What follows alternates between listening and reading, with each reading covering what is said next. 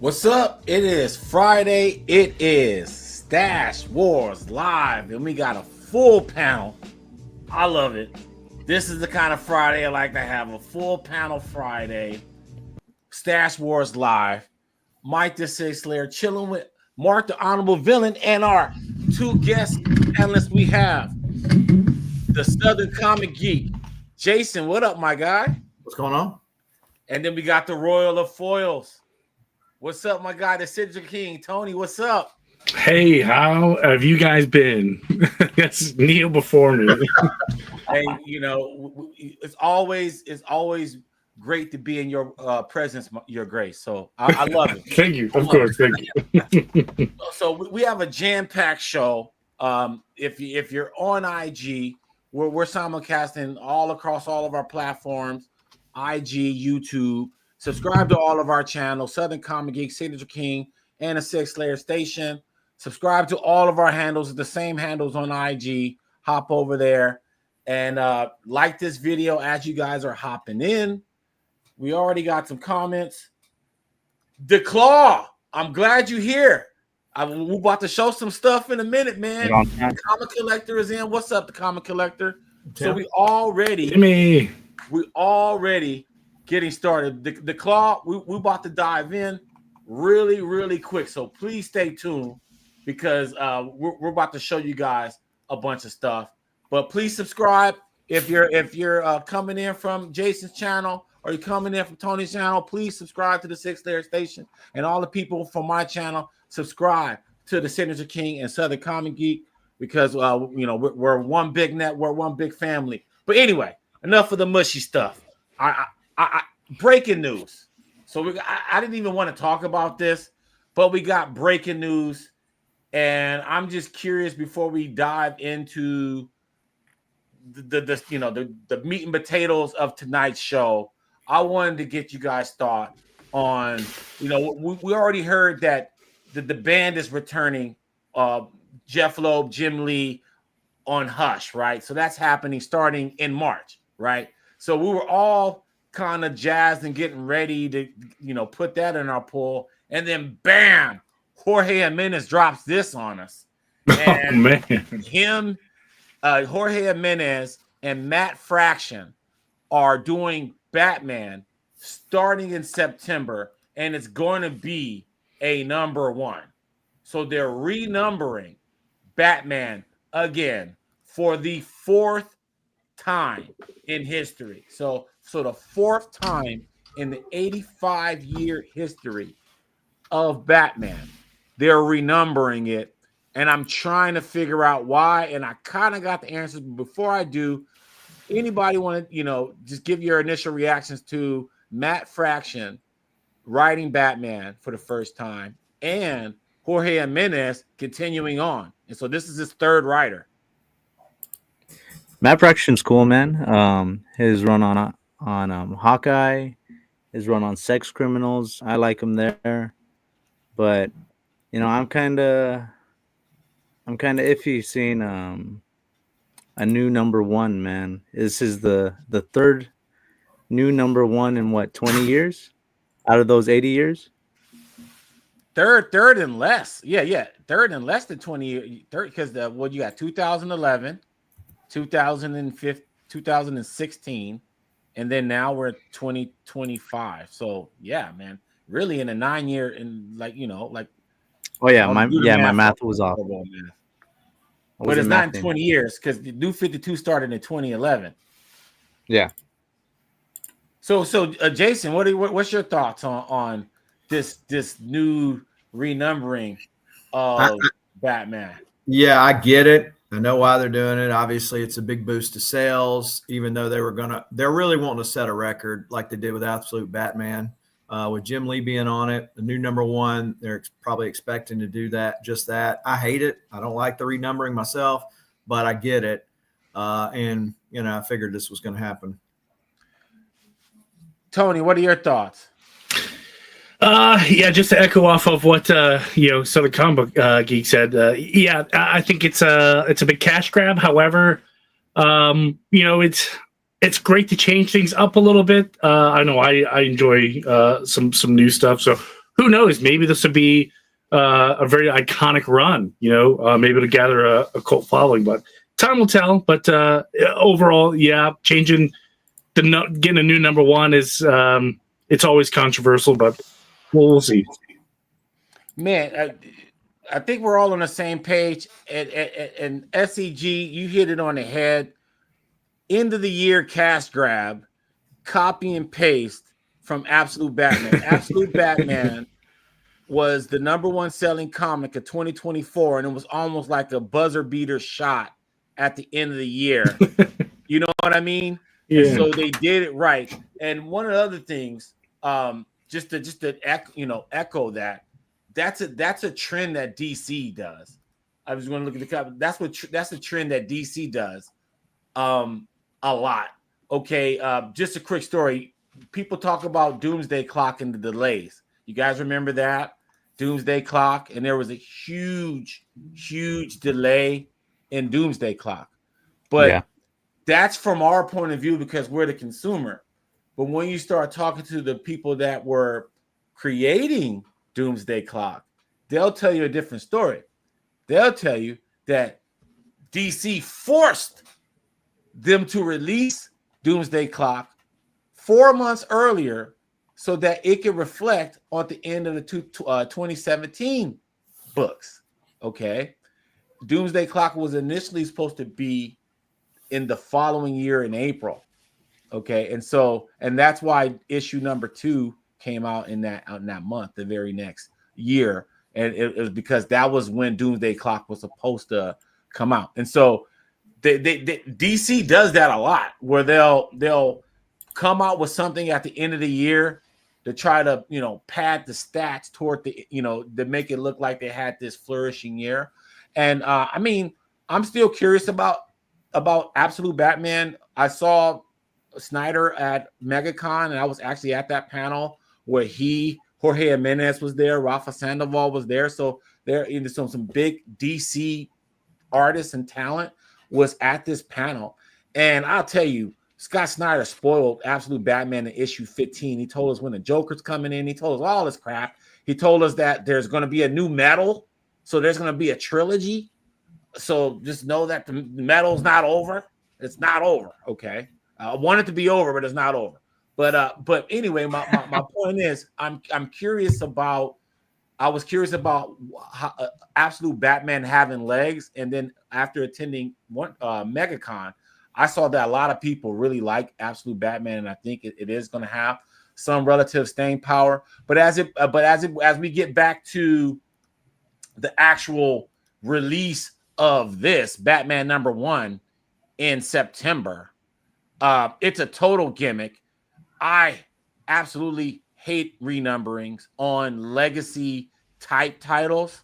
I understand, like Aquaman just renumbered. That's fine, because Aquaman is like, as they say, like a JV type of character, So like doing a renumbering, that's good for the consumer, and that's good for the actual creative team because they're able to like start their run fresh from the start, and have that packaged run, so that's good. But everybody's heard of Superman and Spider-Man and X-Men and all that. We want to preserve that legacy, and furthermore, they're doing all of these gimmicks to attract new audiences. Where are they? The same old people.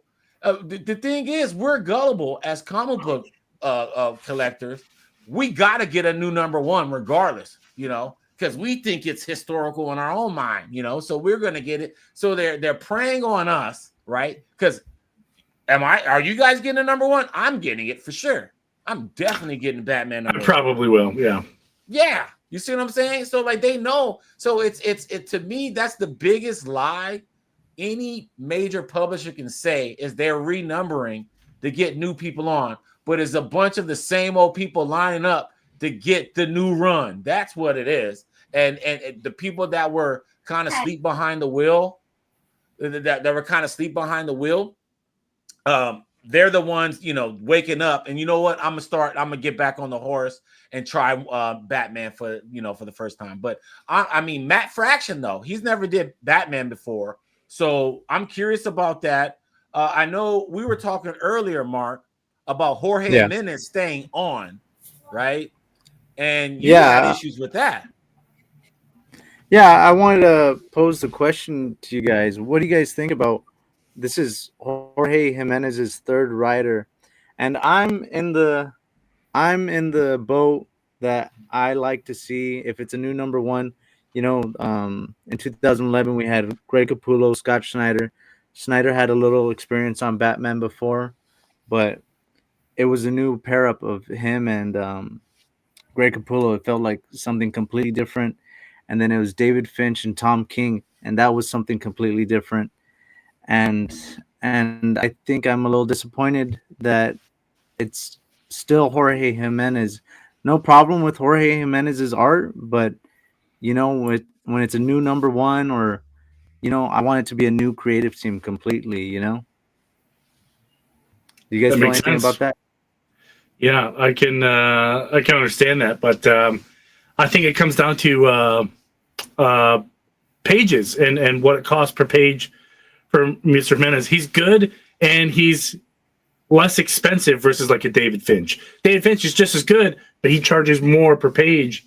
So Yeah. In this shaky economy, everyone's trying to save a couple of bucks.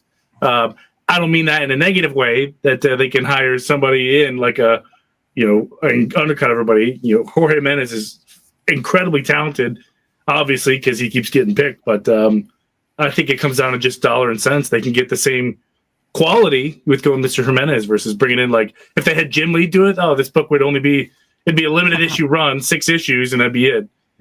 Yeah.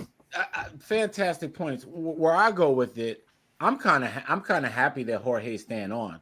I mean, think about it. Most of the people that are known to do Batman for DC is no longer with DC at the moment. So like Fabok, even Lee Bermejo is doing more stuff for Marvel now. Greg Capullo's over at Marvel now. So all the people that we would want to see do Batman is not really with DC anymore. And so Jorge Jimenez, I mean, you can always prop up Jim Lee, but Jorge Jimenez is the number one artist. He's the feature artist at DC. And so having that stability there. And then here's the other point I was going to say before we wrap this up. Jorge Jimenez, you mentioned this earlier, Mark, that this is his third writer. And I feel that him starting Batman, you got to understand, Tom King got fired off Batman. Okay. He got booted. The shit was boring. I'm sorry, guys. For all of the people that was liking, like, Tom King had me like the first 20 issues, but then it was like the graphic novels was reading like floppies. It's like, come on, dude. Like, it's like it's like the craziest concept of time. Like when you could read a whole graphic novel and feel like you got absolutely nowhere. Like I may be a minority in that thought, but but I can't be, because people were complaining, and to the point where this dude got fired. He already publicly stated that he wanted to go to at least 100 issues, right? So he got cut at 85, and then you throw in Tynan, right? So Tynan, in my book, no shade on Snyder, I feel like he's kind of been carrying Snyder throughout Snyder's like Batman career. If you think about it, if you think about everything Snyder has done, Tynan has been there kind of in the shadows, supporting that, whether it would backup stories or tie-ins, things of that nature. He's always been around Snyder's career. And so he was kind of next in line to do Batman, but it kind of felt phoned in. Because it was like very impromptu. Keep in mind, this was during the pandemic. A lot of crap was going on during that time. So long story short, I think this is Jorge's baby right now. This run, there's redesigns. He's talking about redoing Gotham and all of this stuff, bringing some old elements back in. I think that this is his stab versus he was reacting and taking a gig, being substitute teacher, so to speak, because Tom King got the axe, right? And then people liked him, right? And then you had the whole punchline phenomenon. So like that was big that he got even bigger after Super Sons with the whole punchline thing.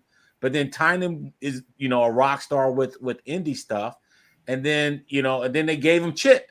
And truth be told, you know, it's a mixed signal with Chip Zdarsky, but I feel that he's better than Tom King. And so going back to the renumbering, I can see why they want to kill this volume. Because think about it. It's kind of lackluster. Like, okay, last question as it pertains to Batman before we move on. Because we know it's about to end after Hush, right? Chip Zdarsky just, you know, his last issue was like last week, I think. What grade would you give Volume 3 Batman? Compared to Volume 2? In general, so like a letter grade, like so if you was grading it, right? And you know, like for example, Jeff Johns' Green Lantern run A+. See what I'm saying? Yeah. It's an unfair comparison. We're not comparing. I'm just saying, like standard-wise, whatever meets your comic book taste, right? Like my comic book taste, that's A+. What grade would you give Volume 3? So from Tom King all the way to Zdarsky, what grade are you guys giving Volume 3? C, man. C. Okay. C minus. Yeah. C minus. Well, and Jim Lee could bring it up a little bit. It's true. It's true. But it's definitely a C. It was just all over the place. Chip Zdarsky was underwhelming. I mean, I had such high hopes for that, but you know. What about you, Mark? I might have to give it a D, man. Well, if you're going by academic standards, like I'm giving like Volume 2 like a B because like I think one of the only story arcs I didn't like was Endgame, and I liked Super Heavy, and I liked Court of Owls, and I liked Death of the Family, and like the single issues were all right. 52. You talking about New 52? That's New 52. I'm saying Volume 2, I'll give it a B, but Volume 3, man, like. You got like 20 good issues in the beginning, and I do like some of the Catwoman, Batman romance, but the wedding, Dick Grayson getting shot, the court case.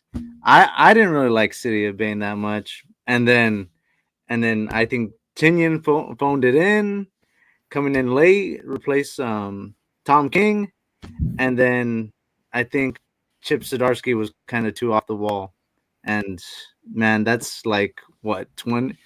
It's like 10%, 15% good. So that might be even an F, man. You can't going give by it academic. F. Nah, F. Come on, dude. That might be an F, man. Come on, slow down.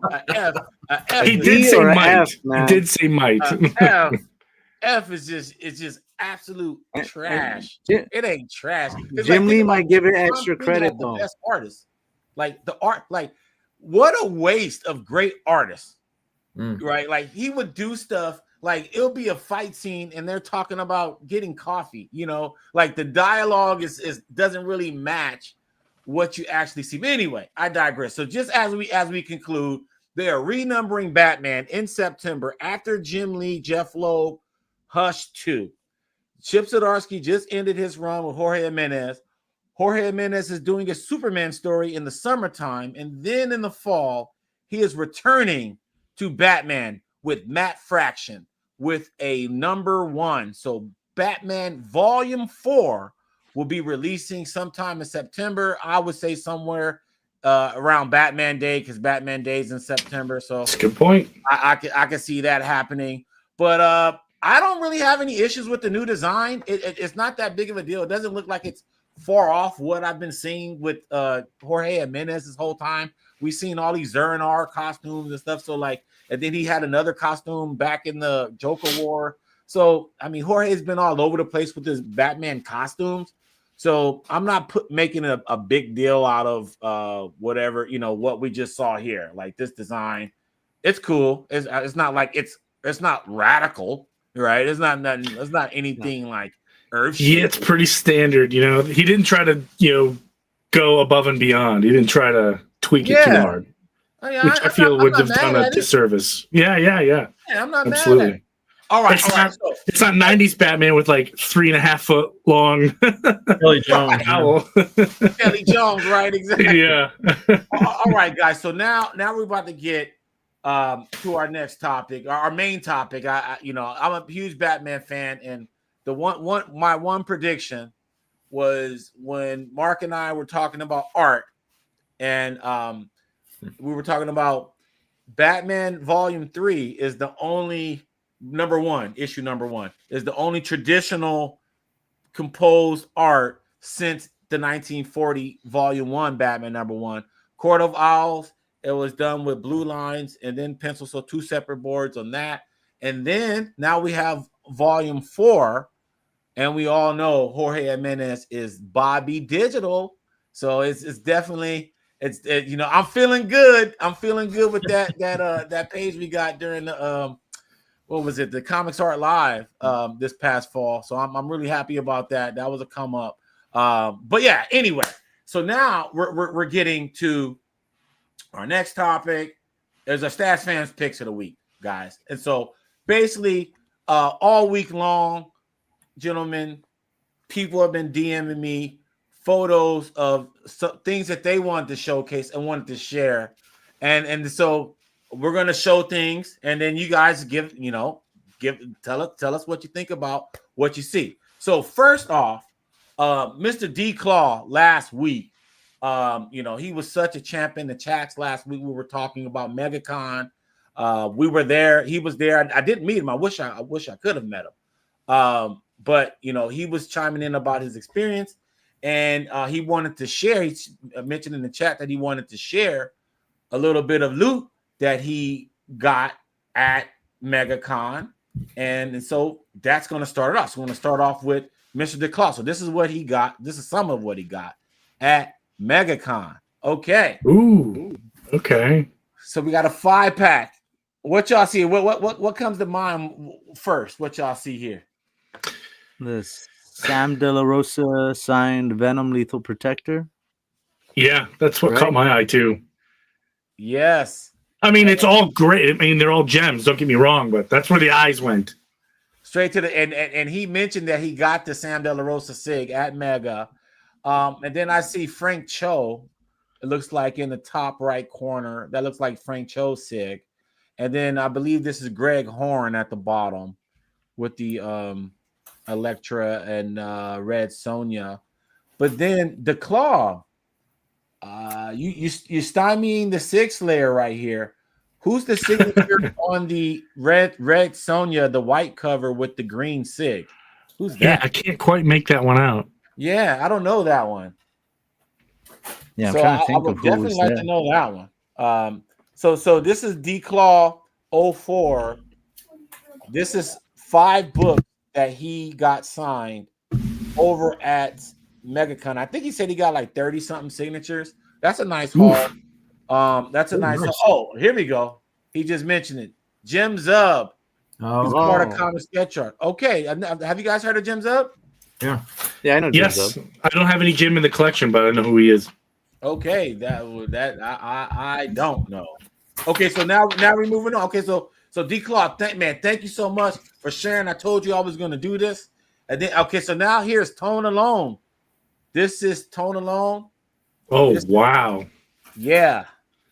So what y'all thinking about this? So David Barron always does a nice remark right there, right? Yep, that's David Barron. Who else y'all see? And there? Is that a Scott Snyder remark? Jenny Friesen, yep, and a Scott Snyder remark. So both correct. So we got Jenny Friesen on top. This is a Jenny Friesen cover. Mm-hmm. Batman Who Laughs, issue 6. And then we got the left-handed assassin David Barron on the left with the color remark. Okay, and that's crazy. Yeah.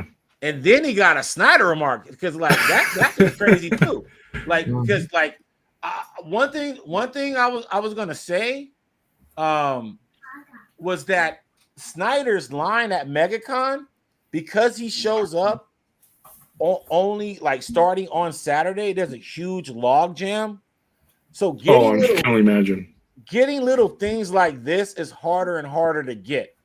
So And I'm looking at his signature here, and I just proved my own point. I'm looking at Scott Snyder's signature, and I'm seeing that this was done in 2019. That was the last year of the golden era. Okay, the last year of the golden era.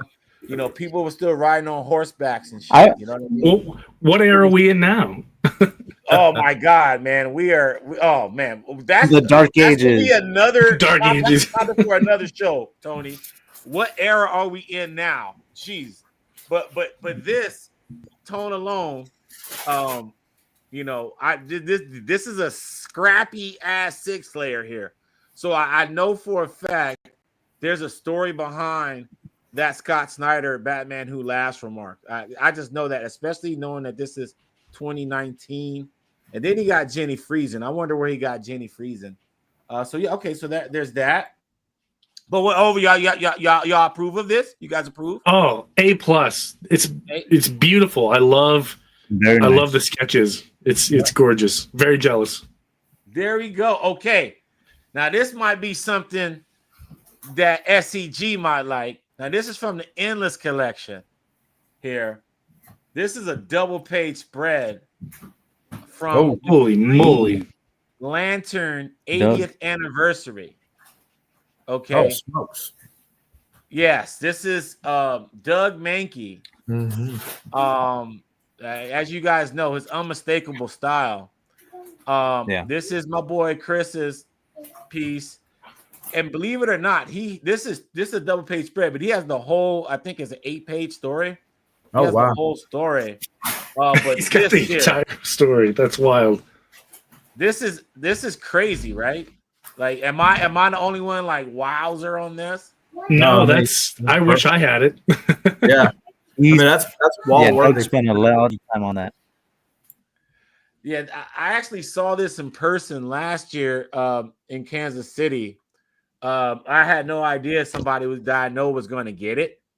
That's what's crazy about this, because I'm like, this is wild. Sinestro and Hal dead center on the double page spread. And shout out to the Endless Collection. The Stash family always bring heat, so we approve of this, right? Oh yeah, absolutely. Hell yeah. So all right, so this next one, we got Stash fam all over the world. This gentleman, Bat Detective 27, is from Spain. And this is the thing about this. Like, because you know, us from the States, we have a lesser degree of difficulty getting signatures from people in comics, right? Because it's American medium. So if you don't live in the States, getting signatures is difficult as heck, especially if you don't travel. So getting signatures from your hometown, right? And the fact that this dude got 2 Jeff Loebs, okay, in the wild, 2 Jeff Loebs in the wild, that's a high degree of difficulty living in Spain. That's high. You got to think about the degree of difficulty, you know. And then you have, I want to say to the right, this you guys see this Batman 608 here, the second print, but it's kind of encased in a like a toy wrapper. Yeah, the page punchers. Yeah, you know, the fact that he had that and had Jeff Loeb sign it, right? And then he had the Last Halloween, it looks like, to the left. And I believe that's the Matt Reeves Batman cover. I call it Twilight Batman. He has that. So I got to give my man Bat Detective props.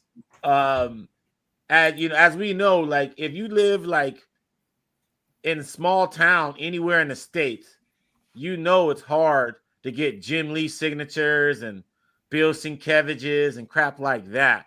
Let alone Jeff Loeb. Jeff Loeb doesn't go to many shows. I know he's going to a lot of fan expos in recent years, but traditionally no. So to get 2 Jeff Loebs in the wild in Spain, I think that's pretty impressive. All right, so here's another piece on a sketch cover. This is my man Diesel Dan Comics. This is a Witchblade. This is on a blank. Now I don't know if this is like I think that's an old school blank. I don't think that's like one of those new blanks. Still dope. It looks like dope. That's what makes it dope. Well, you know, the art. Say it again. Which artist is that? Oh, the artist. Who can tell what artist that is? Gaffaro. Giuseppe Gaffaro. I never heard of him, but I love this sketch. And you know, I hit up my man Dan. I was like, yo, he works for Image. He does a lot of the social media stuff. Oh yeah, I know who he is now. Yep. And I was like, yo, dude, like, give me something your favorite Image book, you know, give me something that's your favorite Image joint. And he hit me with this, and I was like, yo, that's what's dope. And knowing Dan, I already know there's a story behind this, you know, already know. And that's the best thing about, you know, collecting, is when you have those gems where there's a story behind it. And so I know there's a story behind it. All right, so this next one, okay, this is heat right here. I know Jason's gonna like this one too. This is major. This is major coming up here. All right, 3 consecutive Jim Lee pages. Oh, jeez. What? No wonder I can't find any in the wild. Everyone's buying them all. Bruh. One guy has This is Grand Admiral Burtis. This is from Superman Unchained. Okay. And my man, Grand Admiral Burtis, I think he's probably the biggest Lex Luthor fan that I know of, because he goes hard for Lex Luthor. And he's a huge Jim Lee fan. I don't know who's the biggest Jim Lee fan, because that's a cult. We know that Jim Lee runs a cult. Those Twitch dinners, they're cult dinners. Just letting you guys know, if you get invited to a Twitch dinner, make sure you let people know and timestamp your travels, because you might get converted at that Twitch dinner, and you might not ever be the same. Okay, so this is 3 consecutive pages of Superman Unchained featuring Lex Luthor, right? Jim Lee, Scott Snyder story. How did you guys feel about Superman Unchained? I liked it. I don't recall it a whole lot. I mean, it came out, what, almost 10 years ago? Yeah. A little more than that. I don't recall it, but from what I remember, I enjoyed it. Okay. Oh, but 3 straight Jim Lee pages, that's kind of hard to do, to be honest. Mm-hmm. So I thought that degree of difficulty. And then to add insult to injury, he sent me 2 more Jim Lee pages. Now these are from Justice League. So one is a Justice League. So one is a Justice League Jeff Johns Jim Lee, and then the other is issue 4 of Superman Unchained. So he has 4 Superman Unchained pages, but 5 Jim Lee pages that I see total is pretty insane. It's tough. Mark, what are your thoughts on this, man? Man, I can't even afford 1 Jim Lee page, man. So This guy's got them all. this guy has all of them, man. I really dug that Justice League run, though, man. So I'm not sure about you guys. I was kind of indifferent about Superman Unchained, but the Lex Luthor moments in that one, that's the reason why he got those pages, because Lex Luthor is a G. Now here we go. My boy B-Town KJ, one of the biggest Flash fans I know. I had to throw some Flash stuff in here. And the first appearance of Mirror Master is that's pretty gangster. Not cheap, man. And then And then to get a Gabriel Delato 9.8 with a remark on it, especially after being at one MegaCon a couple weeks back, that's a high degree of difficulty too. Did he get that at Line MegaCon? was brutal, huh? Did he get that remark at MegaCon? Absolutely not. He's been had this, and if I'm looking at this, it's looking like this was done in 2019. I'm looking at the slab. So yeah, he's been sitting on this for a hot minute. And KJ, this dude loves Flash and the Lotto. So you're not gonna see too many of these. And if you do see these listed, they're gonna be $400-$500 easy, especially at 9.8. What's funny about this, I'm kind of jealous because the Lotto Flash, that was the one book that I was going to get signed at MegaCon, but I didn't want to like be in that crazy line for it, so I decided to pass. And then when he sent this to me, I was like, oh great, he actually has the one that I wanted to get. Of all the Lotto covers, he pulled the one that I was going to pay $30 for. It's usually how it goes. Yeah. I was like, great, of all the covers, man.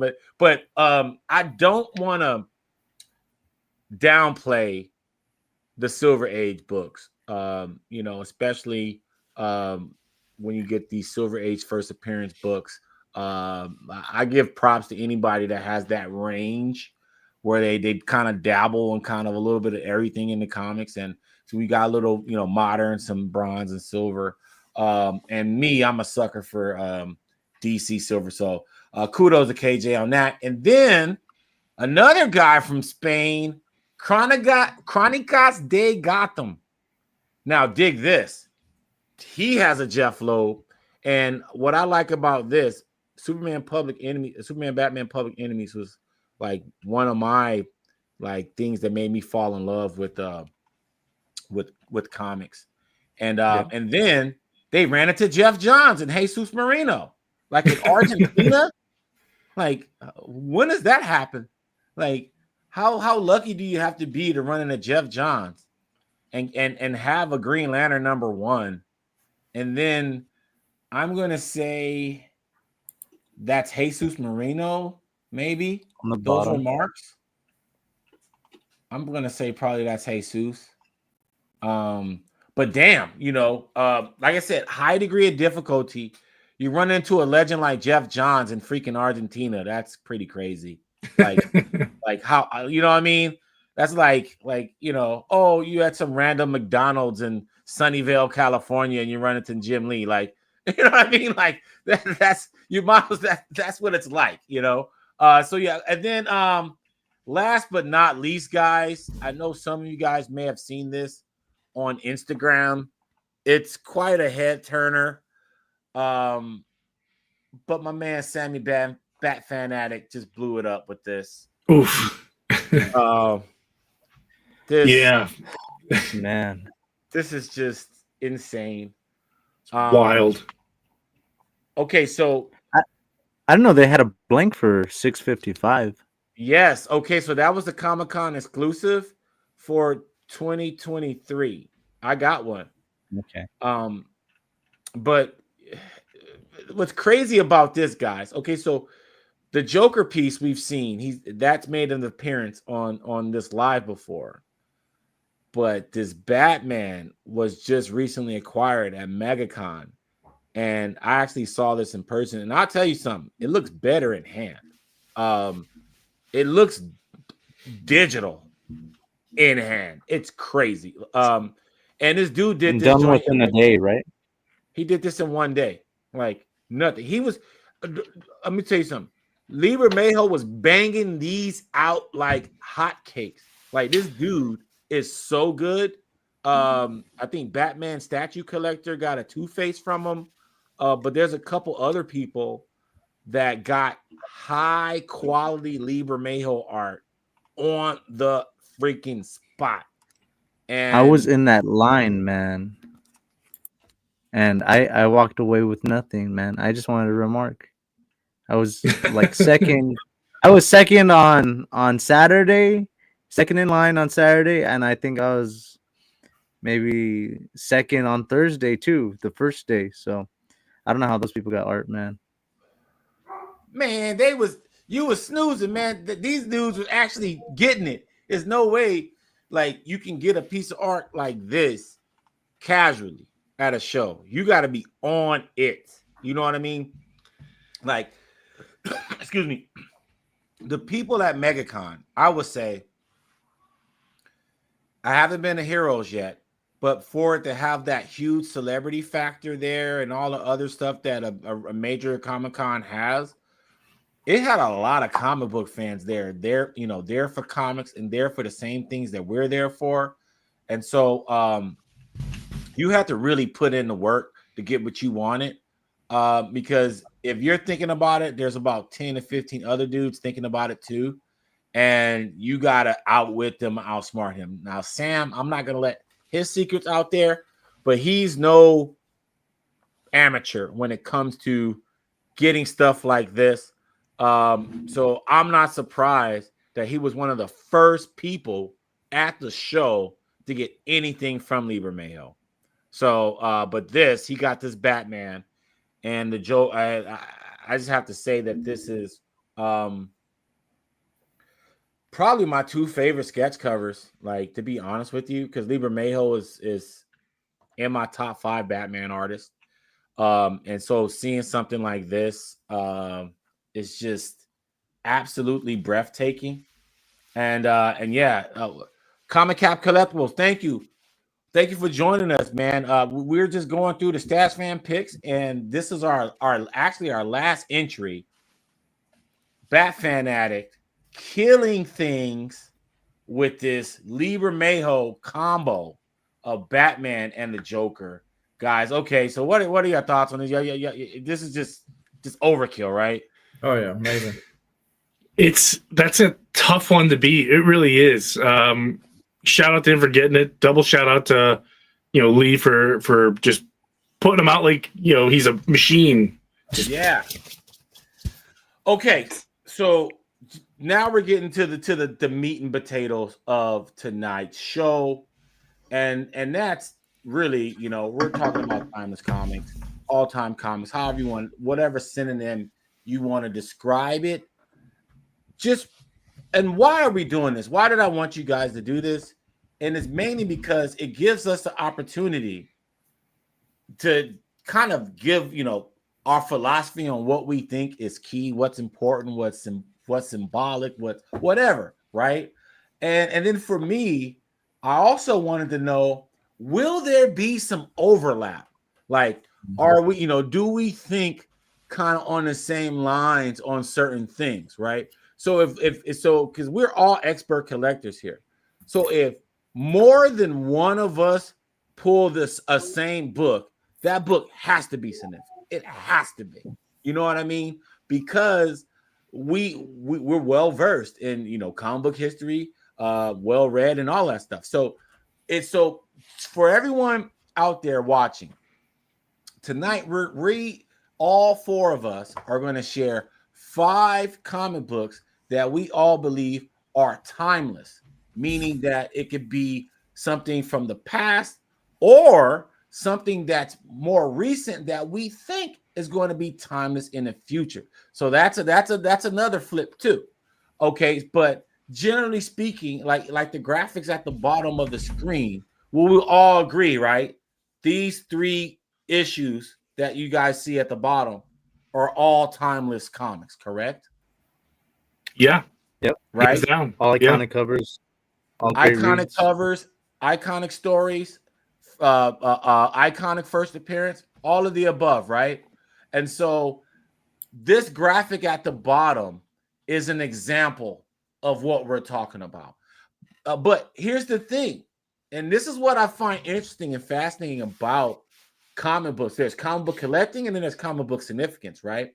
Sometimes there's things that are significant, that is timeless, that might not reflect in collector value too. It might not be like a key or something people are that's well sought after, but as far as the narrative, right, as far as the storylines and the character development, it might have some significance. So I'm really curious because I didn't really give you guys too much prompting on like the criteria because I wanted your spidey senses to activate naturally and to see what we can do. So what we're going to do is we're going to go one at a time, one book at a time in whatever order. It doesn't have to be like in like descending or ascending order. It's just whatever you think is timeless. And for the record out there, okay, we are not saying that these 20 books that we're sharing are the only timeless books. There is way more books. Yeah, you only gave us 5. Say it again. Said you only gave us 5, so right, exactly. And I know Mark had issues narrowing his stack down, and me because I kind of came up with the topic. I knew that I wasn't going to be able to fulfill, so I just wanted to share the ones that I thought had a cool story behind, and I'm curious to see if we have some overlap. So that's my main thing. So all right, gentlemen, you guys ready to dive in? Who wants to go first? Let's go. All right, so Mark, you want to go first? Yeah. All right. If we have one that does overlap, is everyone gonna or is someone else gonna say, "Oh, I got that book too"? Yeah, we're gonna mention it. We'll mention it, but we'll mention it naturally. We'll mention it naturally, but we'll definitely. We're not gonna revise our list. Okay, so let me put you up. Boom. So this might be if anything, I would have brought out the first issue, but Kingdom Come, like this was one of my first books that I read. Just looking at it, flipping through it, it catches your eye. Alex Ross, I think he was the one that first came up with the concept, and they paired him along with Mark Waid, who's an encyclopedia of DC knowledge, the book up so they can see it too. Comic knowledge in general. But Kingdom Come is timeless, man. It's about the future, So hopefully we don't get to this point where everything just becomes an apocalypse and everything. But I love this book. This book is dear to me. Kingdom Come, gentlemen. Okay, so let me bring it back to the panel. Kingdom Come. Now I gotta say something about Kingdom Come. Kingdom Come is a story that when I first read it, I was like, holy crap, this is good. Like it represented to me the pinnacle of what you can do with the comic book. At the time, I was like, dude, you can't do any like this shit right here. It is like a movie. Like this is crazy. Okay, but according to you guys, so we're all gonna react to each other's pick. Kingdom Come, is that a timeless story, timeless cover? What are y'all thoughts? Yay, nay? That's a good pick. Absolutely. Yeah. Kingdom Come to me, it won a heap of awards. And you can't tell. I mean, we interviewed Mark Waid last year, and he said that that's his most recognizable work. So when people talk to him, they talk to him more about that than any other thing. And he said that Superman Birthright is a close second. But Alex Ross, you can't tell Alex Ross's story without freaking Kingdom Come. That's for sure. I mean that's his masterpiece in my book. I mean, I know he's gotten better as an artist, and rightfully so. But geez, like if you read that if you've never read comics and you started reading comics, and then they gave you that, knowing you already know about Superman, Wonder Woman, and everybody, and you see that, it's pretty good. Next, I can is it me again, or is it someone else? Huh? I can go. It's one at a time. Yep. So all right. So Tony, I'm about to blow you up. Bam. So I picked this one, obviously because I believe it's iconic, but I also think the team behind the book is also iconic. And during this time frame, I mean, they were working on everything together. And it's funny because every time I see them, like at a con, they always put their booths right next to each other. I don't know if they do that, or if the convention does that, or they just know that they're going to get this person, they're going to get that person to sign books. So I went with Reign of the Supermen, Dan Jurgens and Brett Breeding. Okay. Very iconic in the Superman lore. And again, not only is the story iconic, but the team is iconic. These two are always doing Superman stuff together, so I love it.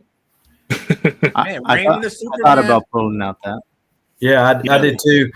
But my question is, how is it that the signature king does not have a Brett Breeden signature on there? It is. He's on there. Yeah. Okay, I missed it. I just saw Dan He's- Jurgens. I thought. He's right up at the top. It's kind of faint. It's like silver Oh, ink, That's right above here. Yeah, Oh, I see it now. Yeah. Okay, yeah, it's small. it's There we It go. blends in really with the. It logo. does. Yeah. It does. How dare you question? No, I'm just Oh, SEG, what you got? SEG, what you got, man? Okay, so I tried to put a very tight filter because, as you were saying, this is very hard.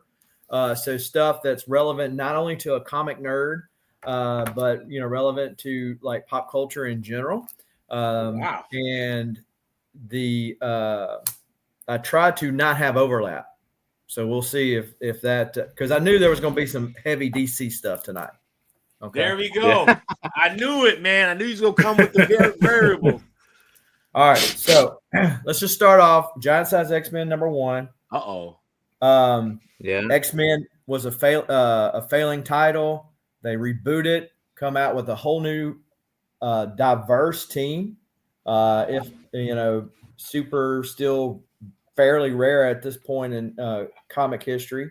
But I mean, because they took basically got a mutant from every continent on the Earth. This, of course, helped catapult this small Canadian guy into superstardom.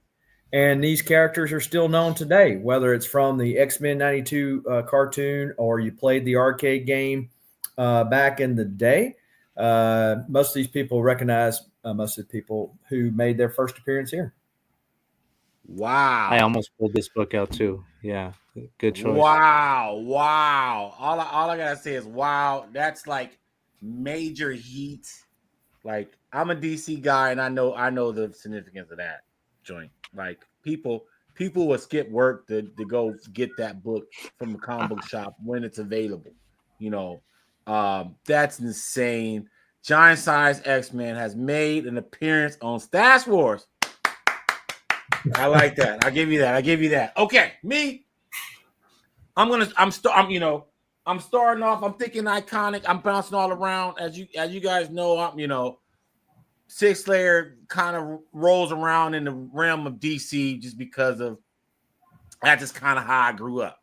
So, excuse me. This first one though, I believe all of these are iconic.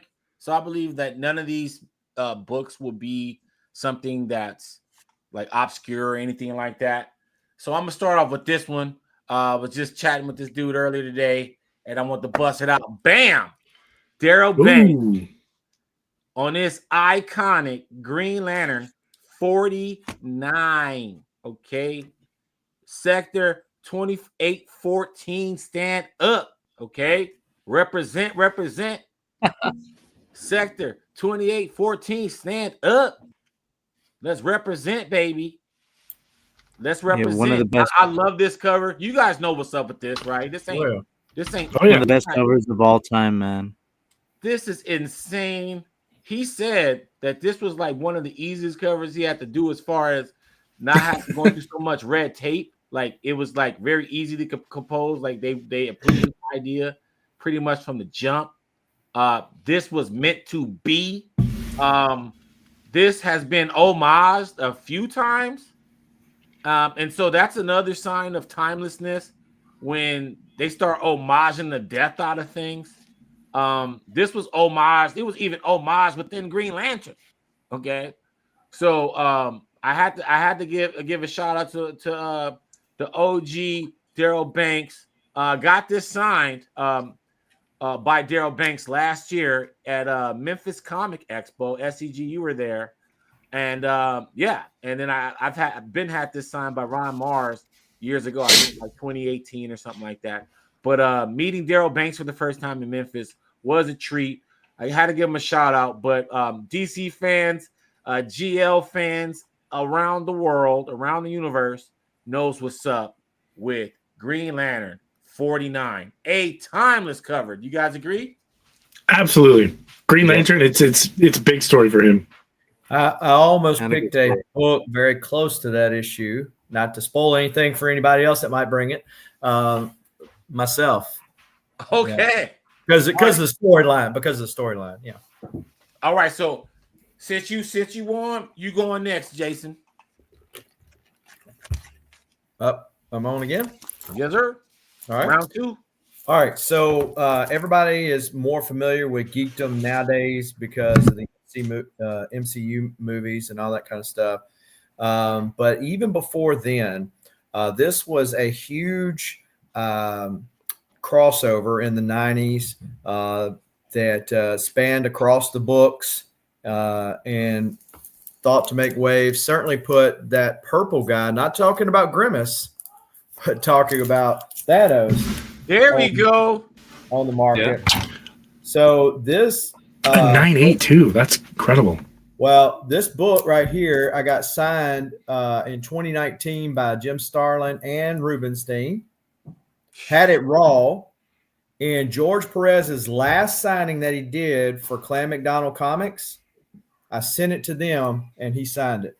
Dang, yours made the cut because not everybody's got theirs that submitted got theirs signed and stuff.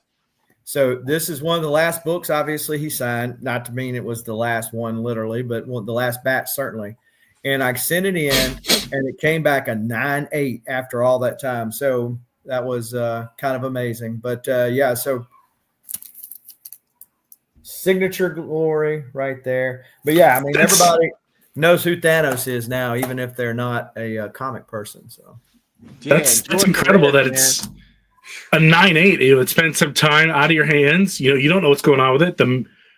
It was in the mail, and every time I send books in the mail, in my head I see that opening scene from Ace Ventura, where he's just kicking that package all the way down the street. It's my book, and I think it's 9/8. Now I'm coming back with like a 1.5 book, but the other funny thing about that is that they accidentally marked it for express grade, and it shows up at my doorstep, and I'm like, "Where's my other ones?" And they go, "Oh, we accidentally marked yours express grade. We haven't even got your other ones back.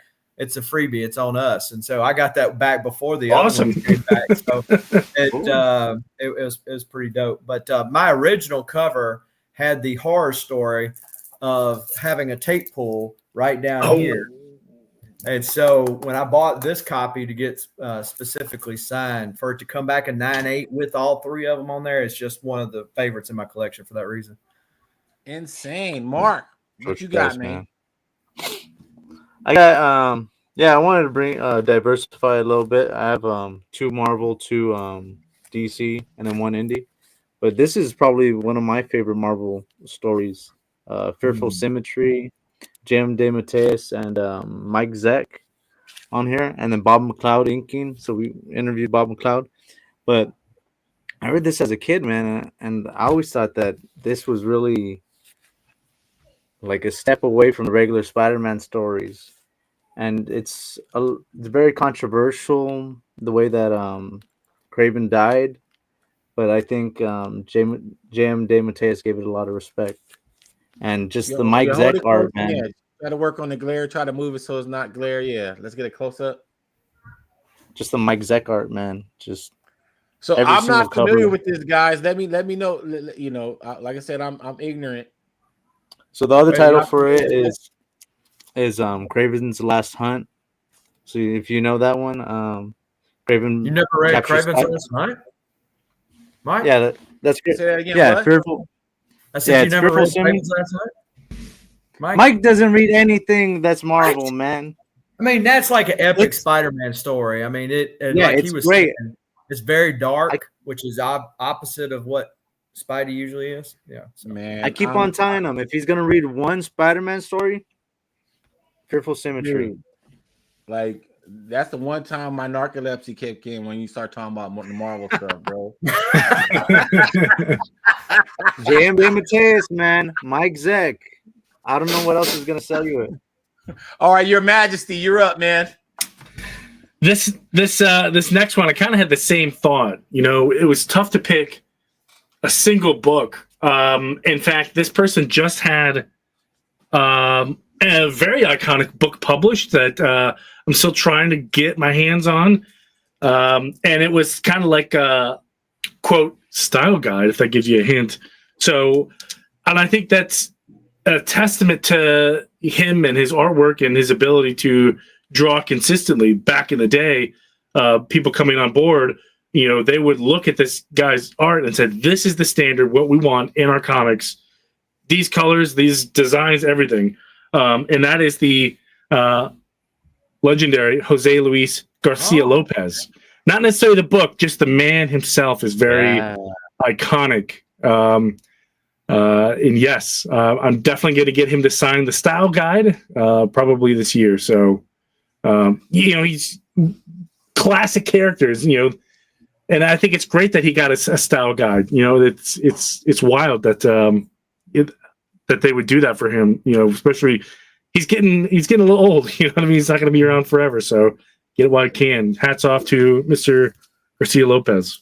What I like about that particular cover that you had Garcia Lopez sign is that it had like damn near all of the heroes on it. Yeah, and it kind of represents kind of like that style guide vibe as far as like him designing all of those characters and like having them all in one image, or the majority of them in one image. And him sign, I thought it was good signature placement as well, man. Royal the foils. I knew a foil had to come somewhere.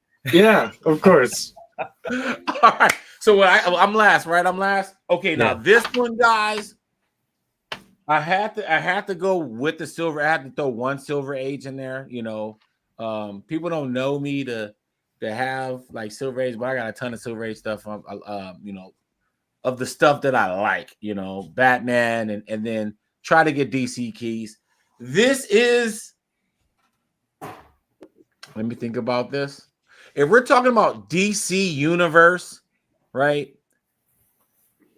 This is probably top 5 most important, maybe even top 3 most important DC Universe comic books. Here we go. Now I got y'all attention. Flash 123. Yeah. Am I lying? Ooh. No, that's a great description. Am I lying?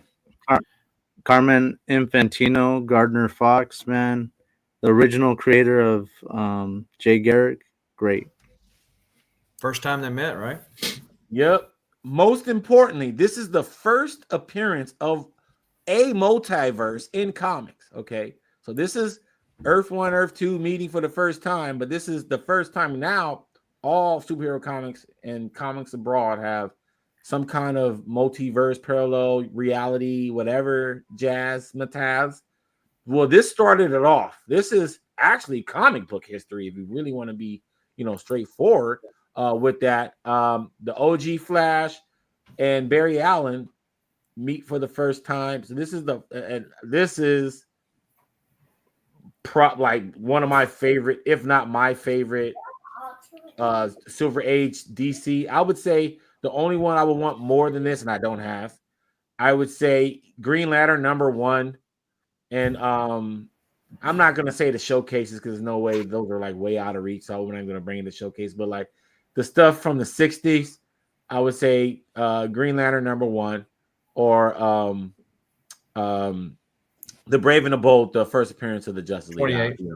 Like that one. Yeah, but this here, shy of those, this one here, and for me, like as a Flash fan, like other than the first appearances, the Rogues, the first appearance of the various Rogues and Barry Allen, this is it right here. This is DC, and so yeah, we all in agreement. This is iconic. Very iconic. Okay, Mike, that's the one that I was debating about. I have that issue right here, and it didn't make the cut though. It didn't make the cut. You want to see what I switched it out for? Oh no! Okay, yeah, you're next. What did you switch it out for? Another thing that I think is historic, and I don't think they've ever done anything that's close. to the metrics of this book, Crisis on Infinite. Okay. Mark Yeah. Wahlberg, George Perez. I read this one as a kid too, man. And the word crisis means so much, everything goes to hell, the villains get together, worlds are dying, Flash dies, Supergirl dies, the death of so many other characters. I think Dove dies in here too. But I think this is the epitome of crossovers, Crisis on Infinite Earths. I don't think any other crossover has really reached the status of this book. So much that they've used that word crisis. Well, that word was used before, but it was really cemented when this book came out. Great, iconic, but guys, I'm kind of stymied here. You have Flash 123, and you knocked it for Crisis number 1? Well, and then I'm thinking about Timeless, though. The whole. Well, I'm saying, like you said, the crossover. That's the first ever crossover. Flash 23 is the first the ever magnitude, crossover. The magnitude of the whole story, Crisis on it. You can't have. I don't know. What do you guys think? You can't have Earth X without Flash 123. But now you get to see another book. That's true. Main thing. That's true. We get to see another book. Right, there you go. I'm curious. I'm curious. Let me know, guys. No, because what I'm curious about is what's the deciding factor. So, okay, did anyone think? Because now I'm curious. Before we go on, and you're going to be next, Tony. Did anyone think they would see a Flash 123 tonight? No. Okay, so that's why I'm confused. I'm like, if I was one of you guys and I had that book, I would for sure think that would be somewhere in the upper echelon because it's like a iconic, story. All right, Tony, that was interesting. That was interesting, and I love. We got to do these a lot more often because that was interesting. All right, Tony. Next up, again, another. I don't know what to pick because I really wanted to include this person in our conversation tonight. So what do? I've got a ton of it. Honestly, I just picked my favorite story. Not necessarily that the story is timeless, but the person will live in comic books. It's on Mount Rushmore. It's on my Mount Rushmore. It's I don't know how else to explain it, but it's Jeff Johns. Oh, hands Jeff down. Johns. Yeah. He went from comics to TV, and now he's going to start doing his own thing at Geiger, back to comics, and that's probably going to lead off into TV. So I have to include Jeff Johns in here somewhere. It's a no-brainer. I enjoyed meeting him for the first time. I look forward to doing it again someday, hopefully soon. Not another 30-some years without it. But Jeff Johns, absolutely iconic. Man, you know what's crazy? I'm shocked that I didn't have any Jeff Johns in none of my stack. That's crazy. So I think the common gods had to make sure that made it in the cut. And for all the people that are on YouTube right now, please smash the like button. Smash that joint, please. Smash the like button. Please subscribe to all of our channels, man. We're having, especially if you're having a good time. I'm having a great time learning about all the different philosophies. We're talking about timeless comics, timeless moments, timeless stories, and everybody is sharing 5 books. I think that was our second entry. And I think Mark went, right? Yeah. No.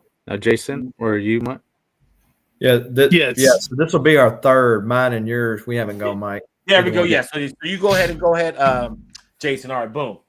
Okay. So somebody say something about Jeff Johns. No. Uh-oh. Is that from volume 1 or 2? Volume 2. Yeah, it's from issue 10. Uh-oh. Okay, so fresh art, man. I figured that this book was going to come up, so I want to go ahead and move it to higher in the stack because I wanted to beat anybody that would bring it by. But the 90s found people killing or maiming their characters as a way to increase sales. This particular book was part of the 90s craze, comic book boom and bust, as it were, because people thought that if they would get this book, which some come in a black plastic bag, they would be rich. This is none other than Superman 75. This is Oof. by Jurgens and Breeding there. Newsstand copy, classic cover with the fall of an iconic hero. And so, again, this made the news back then. This was all the rage. So Superman's one of those characters that transcends, comic book nerdom. And certainly the story has been told via cartoons and so on and so forth. So I love those signatures pop on that thing. They're incredible. They do. I like the way they placed them too. So oh yeah. The Royal Foils, we're thinking alike, man. I was just thinking, man, what a well placed book as far as signatures, and then the fact that they matched with the white on the black, and then I have that book not in my stack, but it's placed differently than yours, and I'm loving that, man. That's fantastic. Okay, just off the rip, because you brought up an excellent point, Jason. Does anybody have that book in their stack? It almost made my cut. When I said that, I thought about it. Yeah, when Tony brought out that other book, that's the book that I was talking about. I almost reached, and that specific book, I almost reached for that one. Man Cave Collectibles is in the house. Thank you so much, man. We're gonna be doing this every Friday, man. We got all kind of stuff. Just Stash Wars live every Friday. We're gonna get you guys ready for pretty much every convention across the country. Next week, we're going to be previewing C2E2 and WonderCon. So just giving you our preview next week. Right now, we're talking about Timeless Comics, and I think it's my turn. Now, I'm going to do the one. I'm going to take a page from SEG's book, and I'm going to do the one I think somebody has a chance of having in their stack. And if I was to guess who might have this, I would say Mark. If I was to predict, I don't think so, man. I have two more books, and I don't think you have either of these. Okay, I'm going to predict that Mark has this in his stack. Okay, and that is Dark Knight Returns, number 1. Yeah. Wow. Signed by Frank Miller and Klaus Janson. I thought about it. Okay, so no one has this book in their stack. Nope. Woo! We're on fire. This is iconic. Anybody who did Batman after this was influenced by Batman. I don't care influenced by this Batman story. I don't care who it is. Jim Lee. He said it himself that this was like a revelation, as far as like him wanting to draw comics in his life, when he was at that crossroads in college. This is, truth be told, I think Dark Knight Returns is overrated in a way as a story, as compared to year one. But I think that the imagery, like this cover, is so flippin' iconic. And correct me if I'm wrong, SEG, didn't this cover the OA sell for like $2 million? I don't remember what the cover sold for, but I know several pages have come up last year on this. Yeah, I think the cover sold for like $2 million, like 2 years ago. And, and this is a painting, so it looks smack dead like this without the trade dressing. Insanity. So Round Table, is this an iconic book? Of course it is. Oh, absolutely. It's definitely a no-brainer. No brainer. Okay, so Mark, go ahead. What you about to say? It wasn't in my stack because what you said though, because you said that you like year one better, and I was like, well, yeah, I do like reading year one, and then I was thinking, well, year one's not as iconic as Dark Knight Returns, so it just didn't make the cut, man, on this round.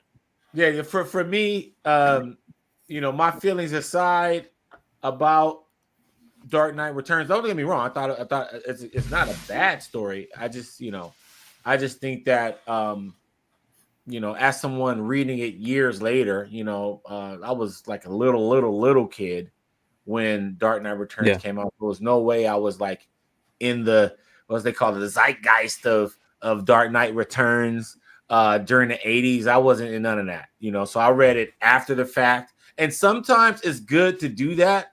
To consume something after the hype dies down, because then you could really have an objective scope on things.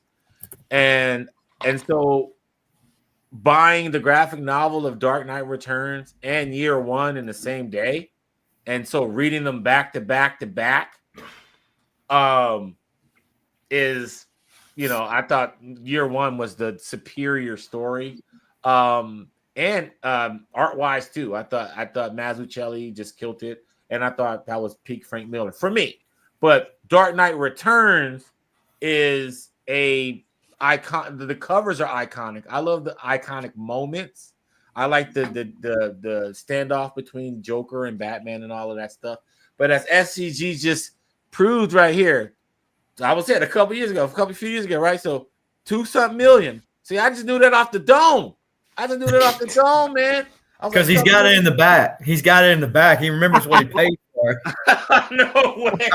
I was like, whoa, because I was tripping because I remember when Jim Lee sold the X-Men, for 4 or 5 covers or whatever, and I was like, dude, people, those sold for mills too, and I was like, okay, this OA thing is crazy. All right, so we're in our penultimate round.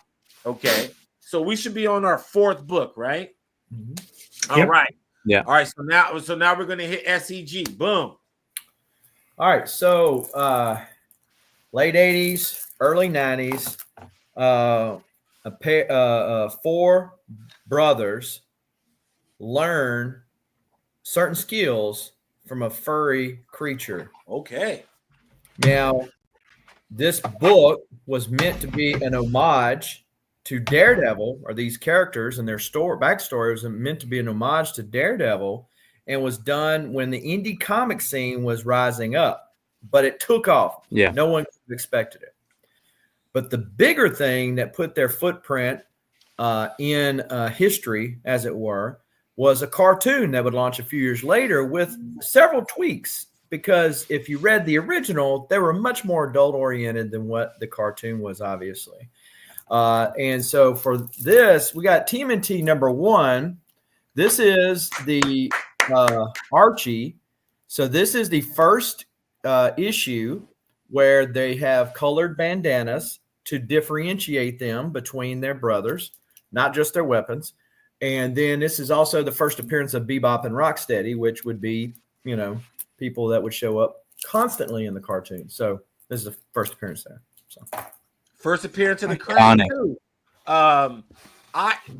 DC Homer, I have that book signed by Kevin. Of course he does. and that almost made the cut. Because I was trying to be like, you know what? I don't want to be a complete DC Homer. Then I was like, nah, man, I got to be true to me, man. I got to be true to me. That's what I was trying to throw that in there, too. So, but I mean, you think about what Peter Laird, who held out for, made from Nickelodeon when they sold the rights to the Turtles. I mean, who would have thought? Man, like, that's crazy. It almost made the cut, Jason. That's crazy. But so it was meant to be. The comic gods needed that represented tonight. Okay. I wonder if we'll go like 0 for 5, right? So in other words, no duplicates. No duplicates. So far, So far, all right, Mark, what you got? Man, I thought Dixon had me in that first in his first spiel, like in the first half of his spiel, because he is like his four brothers, and then he got me with the top eye a furry creature. I thought he was talking about the same book that I had.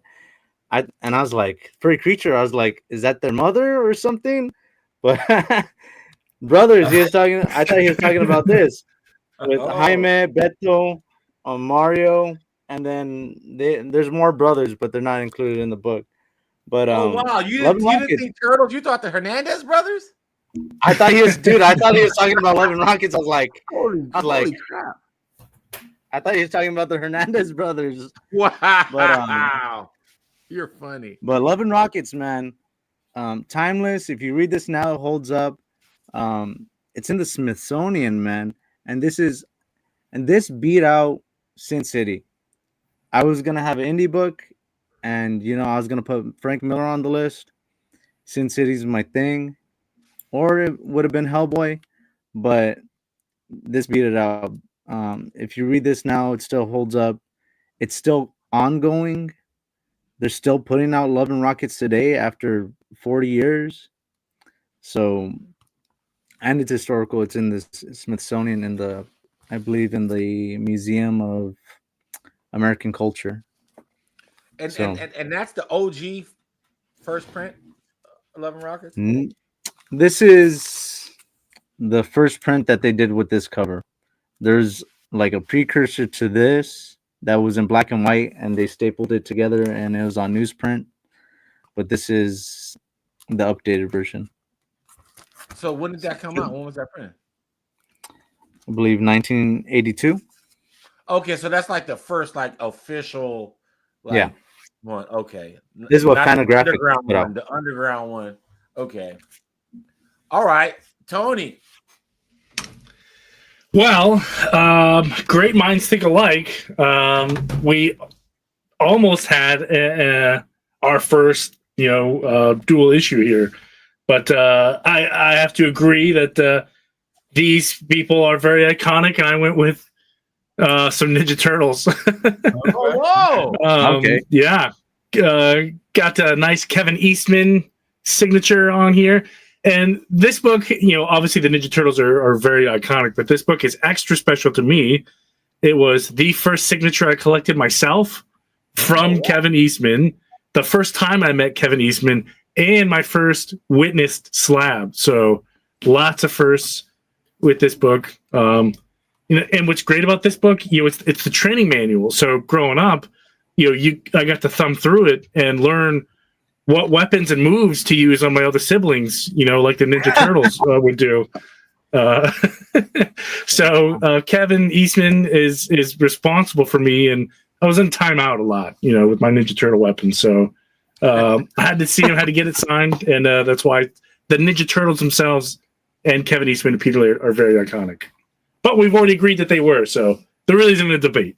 So what turtle were you when you were a kid? Probably a lot of Donatello, because I could just go outside and get a stick and just, cause a bruise. Those Souls, Purple bandana turned into a purple crown. Yeah, right. Yeah. Yeah, the Solston productions are interesting because they spell Michelangelo wrong, and because each one of them have their own book. Yeah, training manual. Yeah. Yeah. So this is the one that's for all of them. That's Right. why I did the thing. Yeah. And so, yeah, they, but back then they weren't thinking it was still going to be a big hit, right? They were just getting a little licensing money. So, yeah. Yep. Good book. I don't know those. You always existed, remember your man. first, Tony. So we got Ninja Turtles in round 4 by 2 panelists. That's to let you guys know that. Yeah, I think that's close enough. Iconic. Yeah, it's pretty close. That's pretty close. Yeah. I think that's cool, and I like the story behind your pick, Tony. It being your first ever SIG. I mean, so that's literally a crown jewel, as you say, right? Like that's your first one.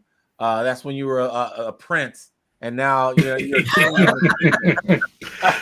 Yeah. It's learning the ropes of how to rule my kingdom. And real quick, like when I was a kid, I had to get a special medical procedure done but it was done at like I was the very first person to have this procedure done inside of a tent outside. Out they had to do it outside. I don't know why. It wasn't not that special. But the news came and they covered the story and they're asking me questions and I was this little kid and I was just like, these are my turtles. You know what I mean? So there's video evidence from like it was 89. I had the procedure done. Me talking about my Ninja Turtles. Are you the I like turtles kid? No, turtles. way before that. Way before that. Oh, man. All right, so I'm about to round out round 4, and now we're in the Batman world. I did some GL, I did some Flash. You saw my Dark Knight Returns. Now we're about to round things out all with Batman, and you can't have, to me as a DC fan, you can't talk about DC comic art in general in the history. I'm talking about the annals of DC Comics and not talk about Neil Adams. Okay, so Neil Adams is not only to me, pound for pound, the greatest, most influential Batman artist of all time.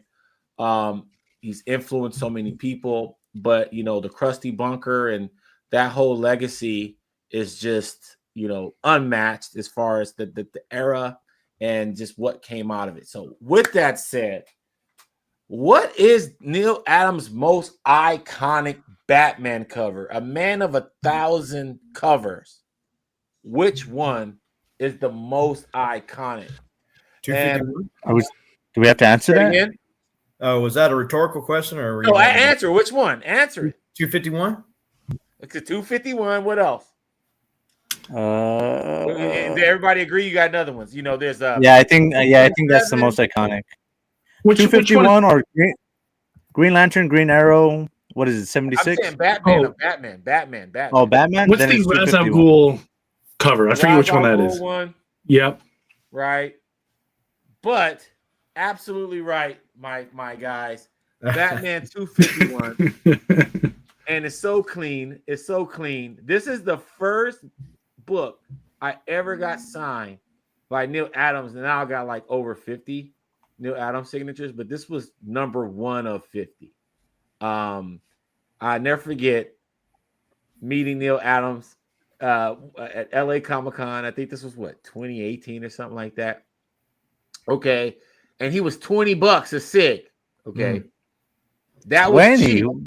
He was 20. I know. Yeah, you say 20, right? Like when he passed away, he was like I saw him at 100, man. Oh, you saw him at 100, so he must have inflated since then. Okay, so but at this time, like I said, 2019 was the last year of the Little House on the Prairie, right? This is 2018. So Neil was $20. That was high for then. Okay. So I go to Neil, I wait in line, like I go see Neil. This is my first time ever meeting him. And then I didn't know how much he cost. I was thinking like $10 or something. So I pull out, $10 out of my pocket, just automatically thinking that's what it's going to be. And then he's like, that'll be $20. I was like, oh, whoa, $20. He goes, hey, I'm a legend. And that just cracked me up, dude. And so like that's why I love this book, because whenever I think of Neil, I think of this book, and I think of that time. I was like, because this dude, he will toot his own horn, and sometimes you got to do that though. Sometimes you got to let people know, hey man, like, hey, you got to pay me, dude.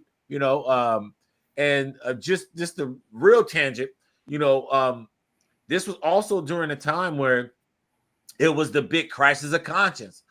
To charge or not to charge? That is the question for the signatures, right?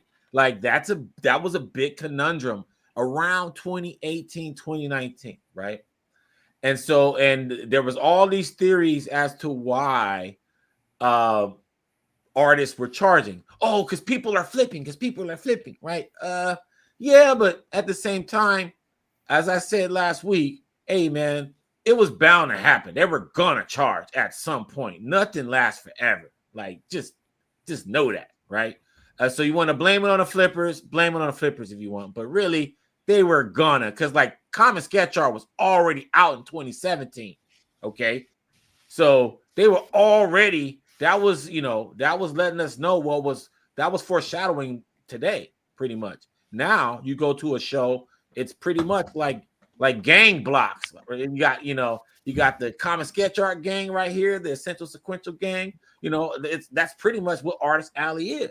And so Neil Adams, he would say like, hey, as far as charging, he was like, look, charge your price. Don't care what somebody does. After, don't complain. He's like, I tell artists all the time, don't complain about what you do with your signature after you sign it. You got to be at peace with it.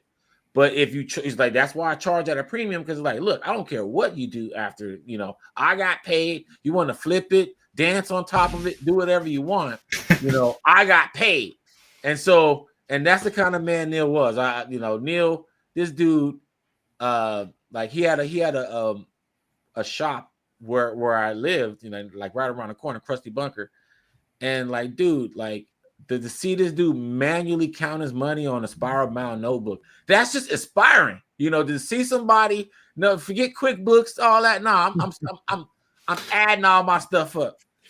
He's got one of those calculators that shoot a receipt out. He's like, dude, I've been doing this. He's like, I've been doing this since 1950. I forgot. He's like, I've been doing it this way. Like, I know exactly how much money I make every time I go to sleep. I'm like, damn, that's dedication. But anyway, I had to go on my Neil Adams rant. Rest in peace. I miss Neil. He's one of the greatest. And SCG, you were right. This I had to show. That's why I'm keeping it up. This is, I feel, Neil Adams' most iconic Batman cover. Now, I don't know how you guys ordered this, but I don't know if the last one is like the most iconic or what you guys, how you guys did your continuum with your 5 selections. So I'm curious. Does anybody want to go first for the final choice? I'll go first. I'll bite the bullet. All right, Royal of Foils. Let's go. Yeah. So this last one is, it's not iconic to DC, but it is iconic to this character, and it's iconic to me because the writer and the cover artists are one of my favorite people in DC right now, and I went with the Power of Shazam #1, signed by Jerry Ordway. This story is iconic in the Shazam lore. So it's, I don't want to spoil it for you, but there's a lot of references to his time with Wiz Comics. And it's pretty funny how they worked them in there. So that's what kind of I like about these stories. They pay homage to where they come from and looking forward to the future. And Power Shazam does that one really well. One of my favorite stories, and I've got what's cool about it is I got all the merch that came with it too. Like back in the day, each retailer was sent like a packet of just stuff, and I got all the stuff. So Power of Shazam #1. Bam. Shazam, I should say, not bam, Shazam. And what would a countdown be without the Signature King throwing in a Shazam book? That was your only one. I try to work one in every time. I really do. You do, like you are true to form. I was like, okay, I'm waiting on it. I was like, when is it coming? Is it coming at the beginning or come at the end? And you hit it at the end with the Shazam book. But it worked. The thing that stands out to me that's gonna keep chafing my ass is the Jerry Ordway sig until I meet the guy. My #1 reason for going to Baltimore last year, he was on the bill. He ended up canceling, and that hurt. That really hurt. So anytime you flash a freaking Jerry Ordway in my face, I'm gonna take it. Don't hate, appreciate. Yeah, I'm trying. All right, Mark. Okay, this is your final one. I'm curious. You surprised me with the Love and Rockets. I didn't even know you had that. So that's pretty cool. That was pretty cool. I think this one's more known, and this one's a banger. I think this is probably the most expensive out of all the ones I've chosen. I think it's concurrent with the hype right now. And this guy needed to be on my list more than Frank Miller. Like, if you watch the channel, you know I'm a big Frank Miller fan, but I'm even more of a Jack Kirby fan. And this one, Fantastic Ooh. 449, I think it's the most. Well, there's a big marker thing right there where I guess they're selling it for $6, but this issue is one of the most important issues within this run. Um, it's the Galactus story. This is the first full appearance of Galactus, and this is the second appearance of Silver Surfer. And it was all leading up to issue 50, this 3-part story. And this whole run, man, Jack Kirby and Stan Lee, you know, Jack Kirby really put in the work and the art in this whole run. But I think this is the ultimate issue of this run. Man, all right. Mark coming in with some Marvel Silver Age, man.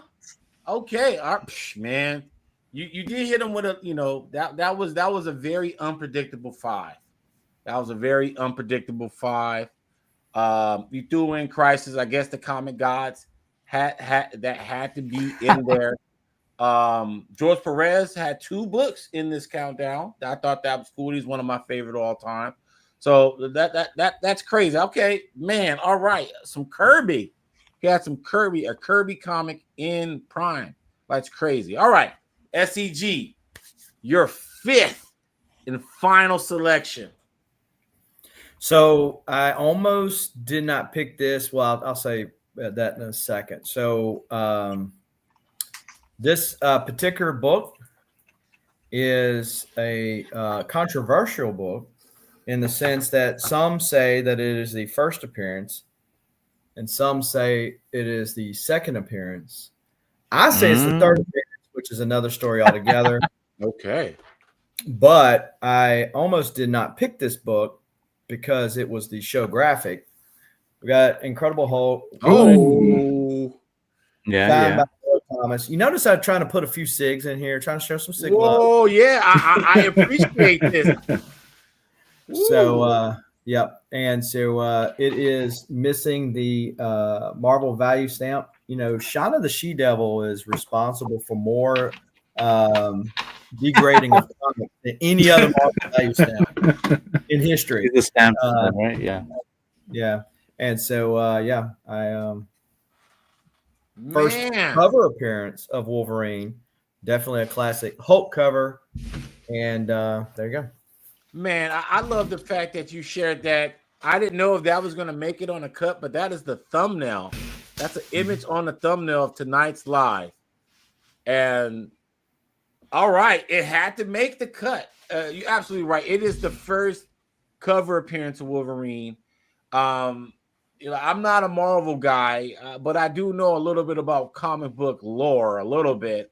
And so I was able to see the Hulk 180 image of Wolverine, and it's a splash page, bro. Like, come on. Like, it's that's an appearance. If that's not an appearance, I don't know what is.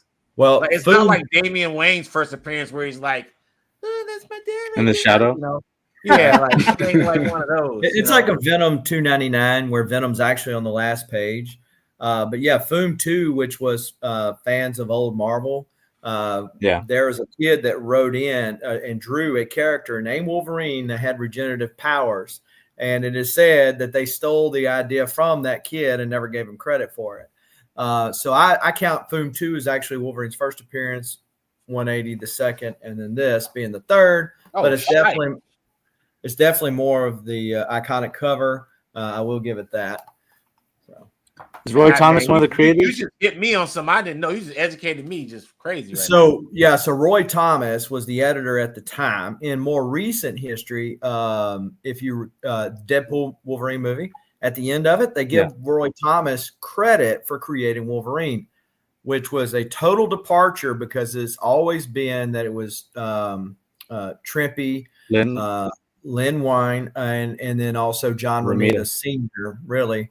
And because that's a senior head, by the way. This is not the Herb Trimpe face. They changed it because they didn't like it. I have the British copy that actually has the real Herb Trimpe face on it. But you got 2 copies? Yeah, I've got multiple copies. Out of the English version, I've got the foreign variant. Wow. But yeah, so the British one that came out has the actual face on it. But anyway, so in recent years they gave Roy Thomas credit, which was kind of a slap in the face of the other creators. The original sketch that John Romita Sr. drew of Wolverine just went at Heritage last year. And the obnoxiously large Roy Thomas signature didn't keep it from getting a very hefty price tag. So, wow, man. Well, Hulk even 181. even I Herb love Trimpe, that made it. Huh? even Herb What's Trimpe didn't take credit for creating Wolverine. I think right, yeah, it he was just drew it. You know, Lynn was writing it, and Ramita was the art director, and so at Marvel, and so he's the one that kind of conceptually, laid it out, and he's like, all right, I'll just draw it. Yeah, there's a lot of that goes on like in that era, the 70s and 80s, where it's just like a complete collab where people just kind of piecemealing everything. So it's kind of hard to kind of trace like the chronology unless you get the records from the people that were involved. Just like for example, the first crossover between Marvel DC, Superman Spider-Man, right? Mm-hmm. People don't know that Neil Adams is uncredited. He did a lot of the Superman figures, body figures for what's his name? Who was it? Was it Ross Andrew?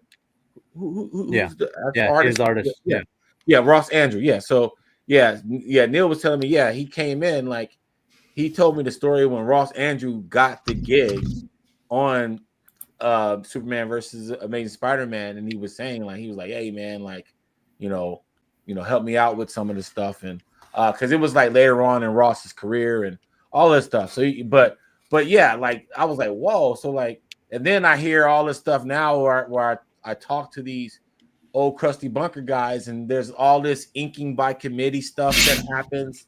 And so it's crazy. It's crazy when you think about that. And then I had no idea that Hulk 181 has another Hulk face, a version with a Hulk face. I didn't know that until tonight. So that's awesome. Thank you for that. All right.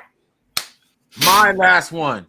Okay. I had to pick something. I did pick I picked one book from the 80s, but I got two books from the 80s, two Batman books from the 80s, because I feel that that decade had the pinnacle stories.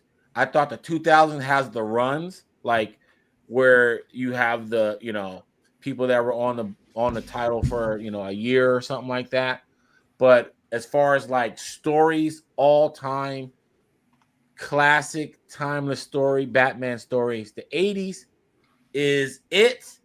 And you guys should know what I'm talking about. I'm glad I'm last because I was curious to see if anybody was going to share this. But The Killing Joke. Okay. Yeah, there you go. Almost made the cut too. Yeah. Almost made the cut. Okay, so great minds think alike. I picked The Killing Joke. This is for me, pound for pound, my favorite Batman story, cover to cover. Like if you from beginning, middle to end, not like okay, part one, this issue, part two, that issue. One story, cover to cover, Killing Jokes fits the bill for me. Brian Bolland, this could come out today, as is. Brian Bolland's art is way ahead of its time.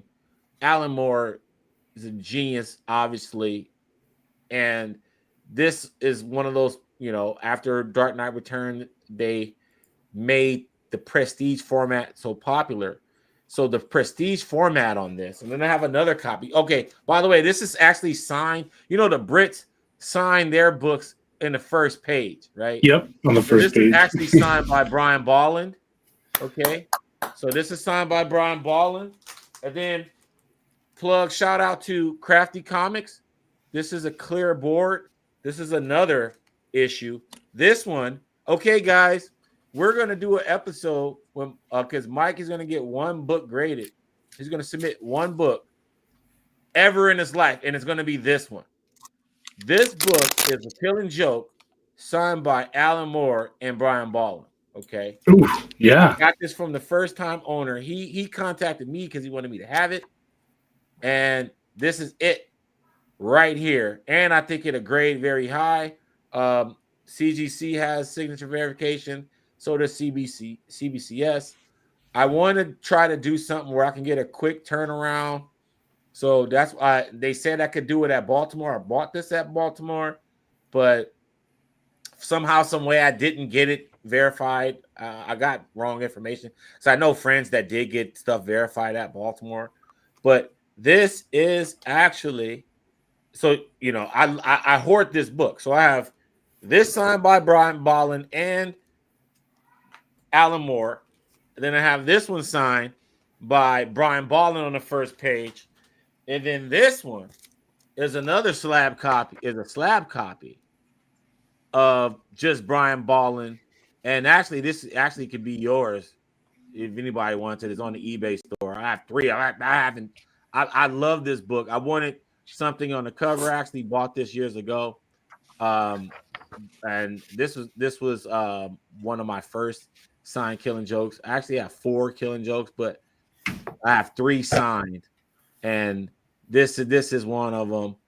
This is actually, like I said before, my favorite Batman book. So if you guys are interested in this, it's on the eBay store. No way. That was our timeless. Okay, so of the 5 books that you guys shared, which one is your actual favorite? Favorite based in still the criteria of all-time comics. Or just favorite favorite as like in your collection, your PC, okay. Yeah. The Infinity Gauntlet one will be for me, not because of the book necessarily its significance, but like I said, with the signatures and how it all came back together. But Mike, you hoard that book. How many of the printings you got? Man, that thing went to 14 different printings. Yeah, I didn't do that. Like okay. I when it went to I didn't know that it had that many printings. Like when I saw that there was one with like a blue writing, and then there was one with the pink writing, I was like, cool, I'll get those 3. And then I saw something on Facebook where some dude had a whole floor covered in all the different printings. I was like, dude, I am not running that race. You can have that. Now I'm good. No, but the first print, I hoard that one because typically you go after the first print. The first print is the more sought after printing. Right. And so that's what I went. And so I kind of hoarded them all. But okay, so your favorite, Mark, what was your favorite that you of the ones that you shared? Kind of hard, man. It's hard. I'll say my first love, Kingdom Come, man. Kingdom Come. Oh, you're being a little sentimental. No way that's your favorite. No way. This is like my dad and my brother read this. Someone stole that joint from me. You are not batting an eye. You're not batting an eye. Somebody ganked that from you. I don't know. No, you're not. What else am I supposed to? Well, like if I'm going that Kirby, by value, you know, like this one would hurt you. That's like by value though, you know, because this is I spent some money on this, you know. Well, I'm saying I think the one that would hurt though, like we're not talking about reader. Okay, Love and Rockets, double sign. That's pretty hot. That's hot. This one would hurt. That's a good one. That's hot. But yeah, that's my take. What about you, Tony? What was your favorite book of the ones you shared? If I had to pick one that I would miss the most, it's probably going to be the Jeff Johns Forever Evil New York Comic Con exclusive cover. Signed. Okay. Only because I've only met the man one time. It's one of my favorite modern DC stories. And it's Jeff Johns. So, of course. I think I missed this one the most because the cover wasn't cheap. The cover was pretty expensive. But I see Jerry Ordway. He must live locally to me. I see him pretty frequently, so Oh, I feel like God. I could easily get something replaced. Oh, Lord. Game Yeah. Mike. It's all the room there. Game Mike Okay. jealous. Just rubbing some lemon juice and salt. Oh, Lord. Gee, man. I gotta say it's really hard because like it took me, it took me a while to kind of get SIGs on some of this stuff, but and the Flash 123 is like it's to me is like a relic to me, but for sentimental reasons, this one here, and in fact, this is probably the second oldest book that of the 5, like meaning in my collection, I've owned this one longer. One of those Killing Jokes I've had for longer than this, but I've had this in my collection for a while. I would say this is probably a very fine issue. It's clean, it's glossy. It's a great copy. I even pressed it. So it's I know it would grade high if I wanted to do something crazy like that, but I just like it for this is just a sick Neil Adams Joker cover. So yeah, man, that was fantastic. We're about to wrap things up here with our last topic, which is always the signature update, 6 layers updates, as we do every week. I always like to remind everybody there's a link in the description, our eBay store. I'm doing as fast as I can trying to upload stuff, but I got thousands of stuff that eventually making its way up between editing and all the stuff I'm doing. But if you are a big DC fan, this is a great eBay store. If you're a Batman fan, great eBay store. Batman keys from the Silver Age, Bronze Age, all the way modern signed stuff, and going to have some Bronze Age signed stuff, but I'm still curating that. So if you're into signed books, you're into the stuff that we do here, a lot of the stuff that I share, there's a lot of some of that similar stuff, if not identical stuff that have duplicates of, that is up on the store. Don't hesitate to make offers because I have a bunch of stuff, and that's a great way to support our channel. And then this week on the 6 Layer Station, I thought, Mark, Sanford Green, I thought that this was a awesome interview. We kind of got him last minute, maybe like a week or so ago.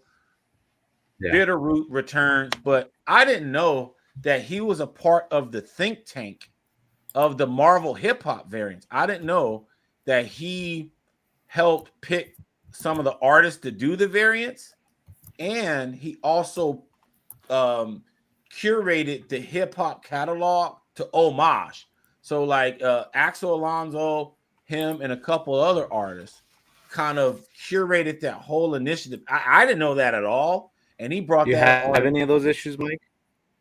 Of what? Of those Marvel variants. I know. I got the OGs. I got what they homage from. I got that. I don't have the flipping Marvel books. I'm good. But I thought, but in all honesty, though, Mark, as a DC fan, I thought that was the coolest thing. As a hip hop fan and as a DC DC fan, I thought that was the coolest thing Marvel has ever done, other than Punisher Max. I thought that was cool, because they went deep into the bag, not just like the kind of poppy hip hop acts. They went deep into that. So I thought that was cool. Sanford Green is on. And then also, I didn't put it up, but there's also a Jason Sean Alexander. Why did Jason Sean Alexander almost hang up the phone on Todd McFarlane? We have that up. He got his first gig on Spawn from Todd McFarlane, obviously. And you can find out why Jason Sean Alexander, a big artist on Image in general with Philadelphia and Spawn. I think he's back on King Spawn or something right now. But yeah, he talks about that origin story, meeting the Todd father and working on Spawn. So that's something. Then we also have, I don't know if I have it up here. I don't think I do. I don't think I have it ever. But the process with David Barron every week. We had a Ryan Benjamin Wolverine Next week, I haven't edited it yet. I forgot what it is. Oh, Cable. It's going to be Cable. I just got the footage today, so I have to edit that. And then, yes, we're cooking up great stuff here at the 6 Layer Station with Doug Mankey and the animations. Still working on the widescreen project. As you guys know, animation takes a long time. I can't wait to do that. But you also see Doug Mankey featured on The Process, sketching up a popular character, a popular new character that you haven't seen Doug draw yet.